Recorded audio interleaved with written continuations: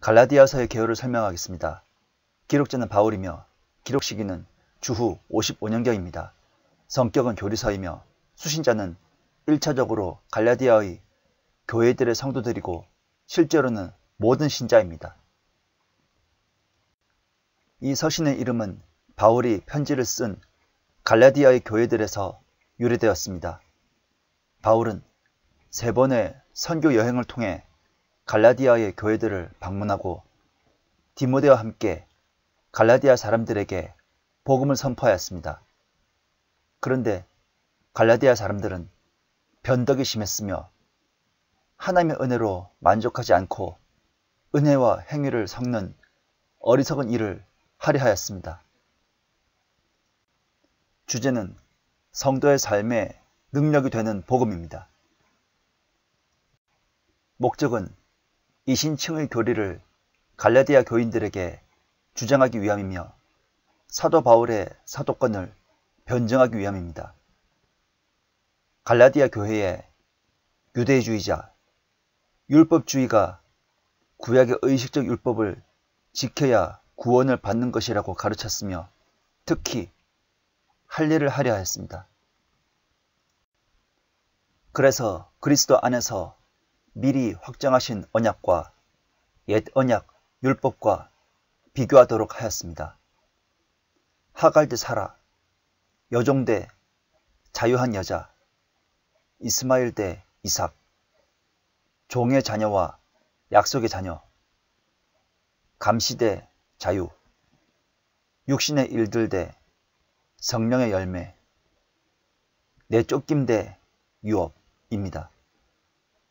그러므로 그리스도는 새 언약이기 때문에 그분을 믿음으로 믿어야 구원에 이르며 의를 이루는 것이라는 것이 갈라디아서의 기록 목적입니다.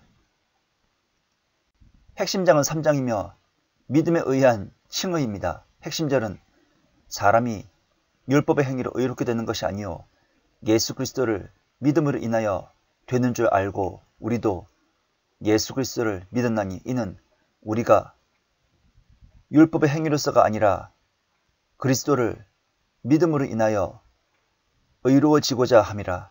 이는 율법의 행위로는 아무 육체도 의롭게 될 수 없습니다. 갈라디아서 2장 16절입니다. 핵심 단어는 자유입니다.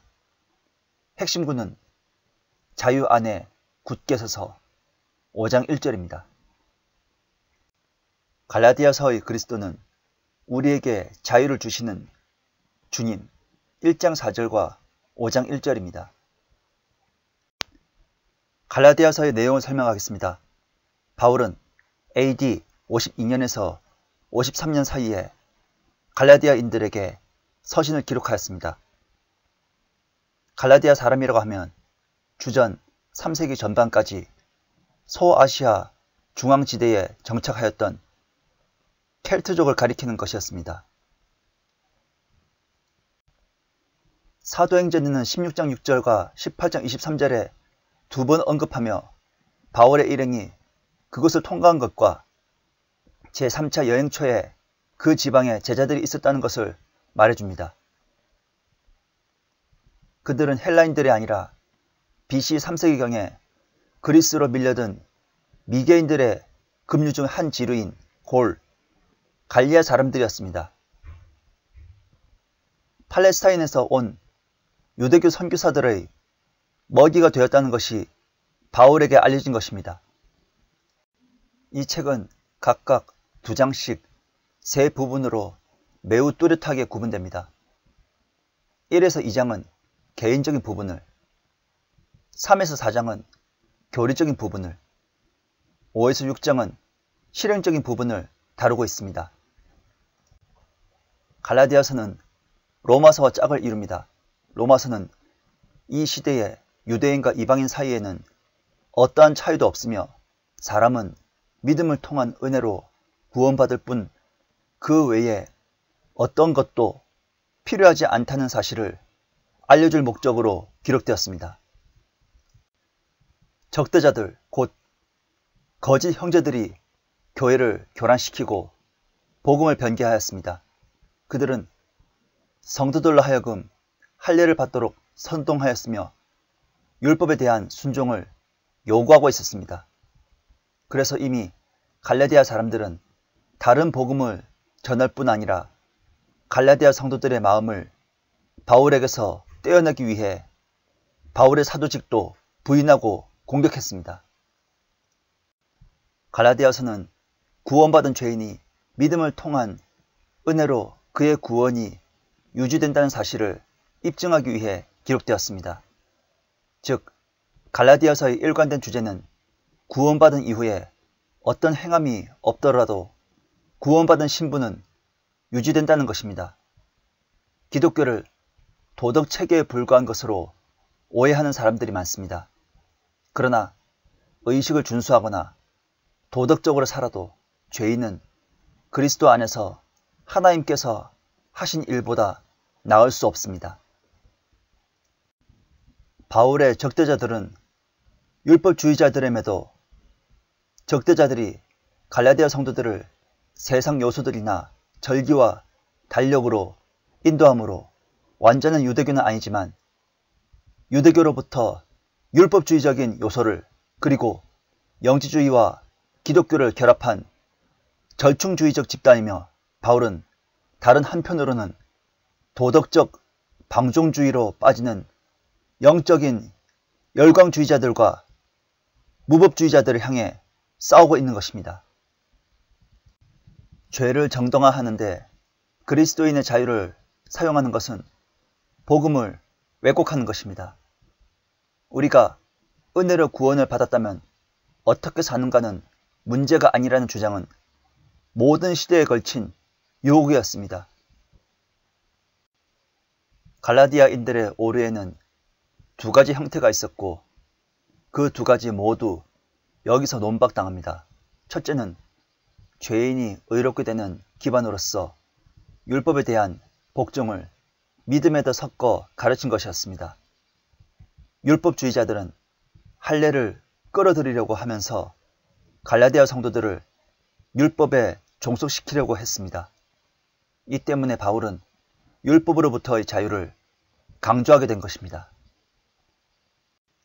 바울은 그 첫 번째 형태의 오류에 대해 의롭게 되는 것은 아브라함의 언약을 통해 이루어지며 율법은 그 실제 목적이 의롭게 하는 것이 아니라 정죄하는 것으로서 아브라함의 언약이 확정된 후 430년 후에 생긴 것이기에 보다 일찍 있던 언약을 기반으로 한 구원을 폐기할 수 없다고 논증함으로써 맞습니다. 둘째는 의롭게 된 믿는 자가 율법을 지킴으로 온전하게 된다고 가르친 것이었습니다. 두 번째는 더욱 미묘한 형태의 오류에 대해서는 거룩하게 하시는 성령의 임무를 옹호함으로써 맞습니다. 물론 갈라디아서 5장에 나오는 내용들을 보면 그리스도인이 어떻게 살아가야 할지 매우 신중을 기해야 한다는 사실이 분명하게 제시되고 있지만 그렇다고 이것이 하늘나라에 가기 위한 조건은 되지 않습니다. 그것은 건강을 잘 유지하고 장수하며 그리스도인으로서 주님을 위해 열매를 맺기 위한 조건인 것입니다. 영적 열광주의자들은 이미 성령에 의해 구원과 자유를 얻었기 때문에 혹은 무법주의자들은 그리스도께서 오심으로 율법은 폐해졌기 때문에 율법의 행함이나 도덕적 행동이 문제가 되지 않는다고 하여 도덕적 방정주의에 빠져들어갔습니다. 이 때문에 바울은 형제들아 너희가 자유회로 부름을 받았으니 그 자유를 육신을 위한 계기로 삼지 말고 사랑으로 서로 섬기라 고 권하면서 육신의 일들을 정죄하고 있습니다. 그러므로 갈라디아서는 율법주의와 영지주의적인 도덕적 방종주의에 대한 공격을 목표로 하고 있는 것입니다. 3. 분석 1. 인사 1장 1절에서 5절 2. 주제 1장 6절에서 9절 3. 바울의 복음은 하나의 계시임. 1장 10절에서 2장 14절. 4. 율법 없이 믿음으로만 의롭게 됨. 2장 15절에서 3장 24절. 5. 믿는 자의 삶의 방식은 율법이 아니라 은혜를 따르는 것임. 3장 25절에서 5장 15절. 6. 거룩하게 되는 것은 율법이 아니라 성령을 통해 이루어짐. 5장 16절에서 24절. 7. 권면의 말씀들과 결론. 5장 25절에서 6장 18절입니다.